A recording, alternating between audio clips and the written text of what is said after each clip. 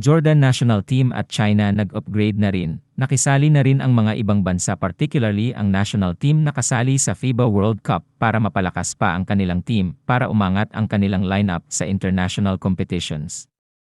Sa Pilipinas ay may 3 naturalized players naman tayo na kahandang irepresenta ang Pilipinas. Nandyan ang NBA star player ng Utah Jazz na si Jordan Clarkson. Ang PBA import o Ginebra resident import na si Justin Brownlee at si Angelo Coem na nakastambay na rin kung tatawagin ang kanilang pangalan. Sa ngayon wala pang desisyon ang SBP kung sino sa 3 ang kunin para tulungan ang Gilas Pilipinas sa kampanya para sa FIBA World Cup. Sa 3 sina Justin at Angelo ay kasalukuyang nakasama na ang mga kapwa players sa Gilas pool habang si Jordan Clarkson ay hinihintay pa ng SBP kung kailan darating sa Pilipinas o kung maglalaro ba siya sa national team para sa World Cup. Inaabangan natin yon.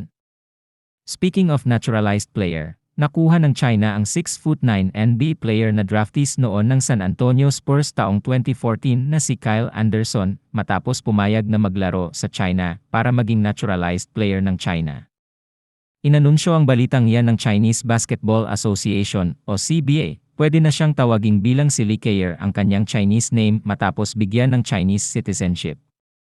Si Kyle ay kasakukuyang naglalaro sa Minnesota Timberwolves at makakasama niya sa national team ng China training camp ang iba pang 18 players sa pangunguna ng mga youthful core that includes Zhou Qi, Zhang Zhenlin, at Zheng Fanbo. Anderson's maternal grandmother was born in Jamaica to a Chinese father at Jamaican mother.